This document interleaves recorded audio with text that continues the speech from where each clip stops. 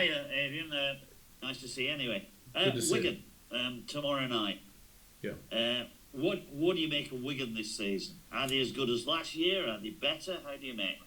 Well, I think they've just won the World Club Challenge, so they're going pretty good. Obviously, got beaten last week by Saints at Saints there, but it was a 50-50 game until the dying moment. So I think they'll want to respond from that performance and come here tomorrow night and do well.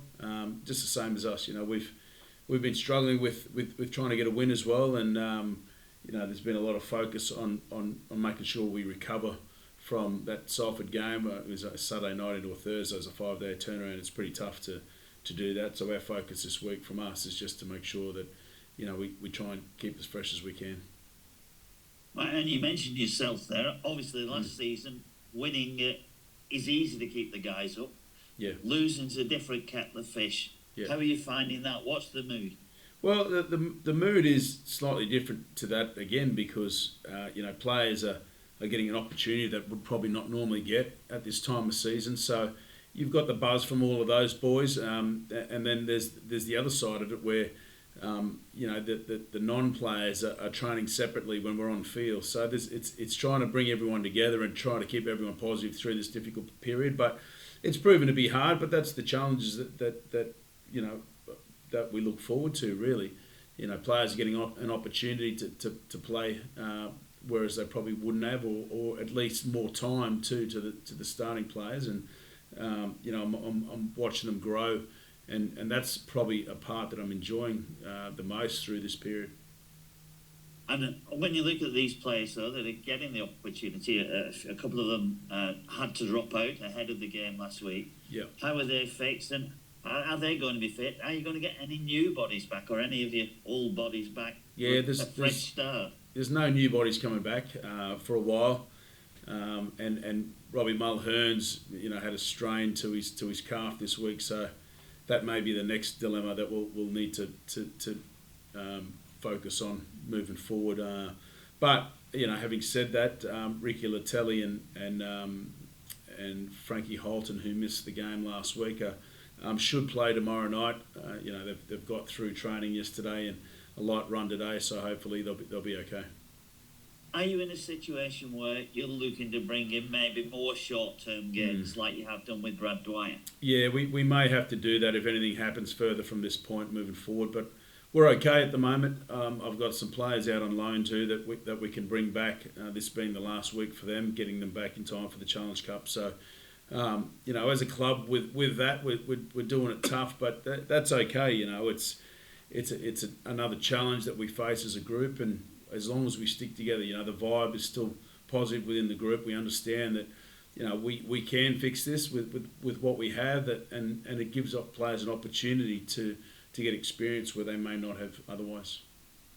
And you've said that, and players like Owen Trout and Frankie Holton, obviously we've talked about Umyla Hanley over the last few weeks. Are they a little bit ahead of where you would have wanted them, or at this stage are you having to give them more game time than you needed, that you would have wished, and how are they responding? Yeah, absolutely. But as a coach, I've been through these sort of scenarios in the past, and like I said to you, it gives the players more time to develop quicker. So if you can get through this scenario as a group and pick up wins along the way, which is what we haven't done at the moment, over the next 4, 5, 6 weeks, whatever it may be, until the majority of the group is back, it can galvanise you as well as a group. You can when those players come back, it lifts spirits, and then it becomes a completely different beast for you as a club. So, at the end of last year, I think we had this sort of picture in the last 7, 8 weeks, which we struggled with it, but the majority of the season was really good. So hopefully it's in reverse, if it's in reverse this way, and that we can get these players back and finish, the season strong. But, I can't worry about what's next and that next part of the season. We've got to take each week as we go, and I'm actually getting tired of talking about the injuries, and we've got Robbie Mulhern with another one this week, but I'm getting tired of talking about it. But we've just got to make sure that we power on and just do perform to our best.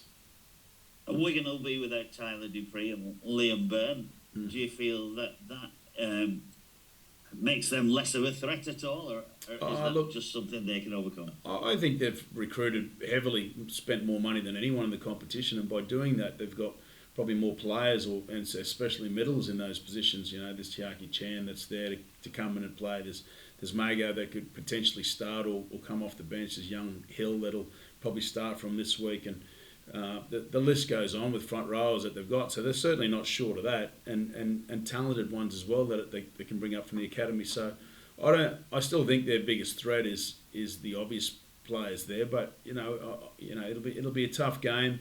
But for us, it's we want to bounce back from the performance last week too that we weren't really happy with.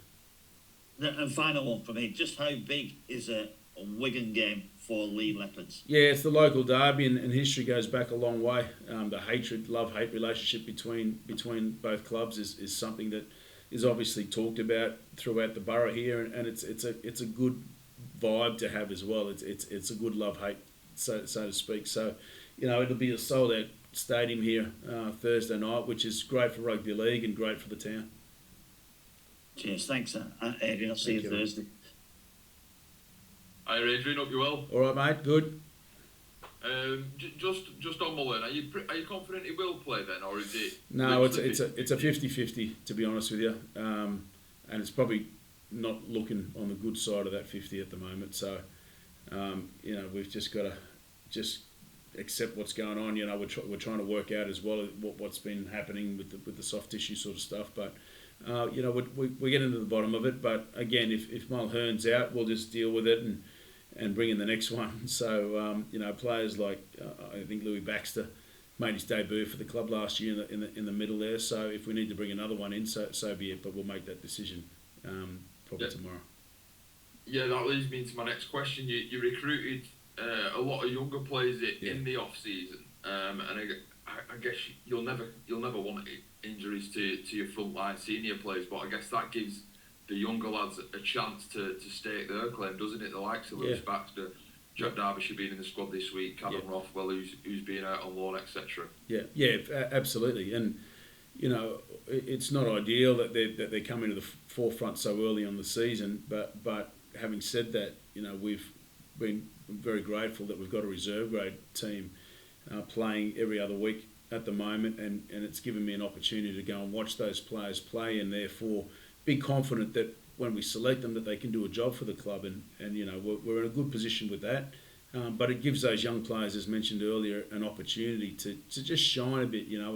It's difficult coming in, like even our starting middles like Dan Norman hasn't started too often for Saints. When you look at Trout hasn't started too often, Frankie Holton hasn't played much in the last 2 years. Ricky Latelli has been out for 6 months prior with a neck operation, and Zach missed the last quarter of the season. So there's players everywhere that are coming back from injury, like even Brad Dwyer last week twisted his ankle, so he hasn't trained all week on legs for him. So we've just got to stick together through this period and not dwell on it too much. As much as we want to win, that's the priority, but it's just about making sure that we stick together. Just onto a more positive story, I guess, in Umyla Hanley and the rise that he's enjoyed over the last couple of weeks. He's really taken his opportunity. 8 tries in 4 games, I think it is, but it's also his work out of backfield, isn't it, that kind of impresses coaches most. Well, he's also had 20 carries and made over 220 metres, which is first class international sort of statistics. So. We understand that he's having a big crack, and these are the parts as coach that you love most when you give a player an opportunity and they take it with open hands, which is what Umyla's done. So by that average, he'll be scoring 50 tries this year. Let's hope, but we'll wait and see. But I think just keep in mind that Umyla is only young and is inexperienced in the sense of starting, and there will be mistakes around his game because he's got to get those matches racked up, but. With that too, the work ethic that he's got and just his understanding of who we want to be as a club and his standards are exactly who we want to be, and he's doing a great job for us at the moment, so that's a shining light. Yeah, he's obviously playing on the wing at the moment. He's a pretty versatile player. Do you see long-term position being on the wing? I know we can play full-back, centre. Yeah, I think it's wing centre. He's definitely the strength that he's built, because he missed a lot of last season as well with a shoulder, an operation, reconstruction on his shoulder. So he's another one that's been in that scenario.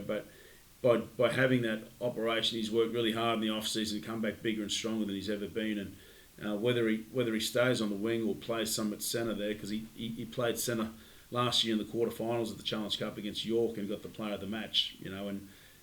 So we know he can play centre as well. So it's something that we'll just monitor as we go along.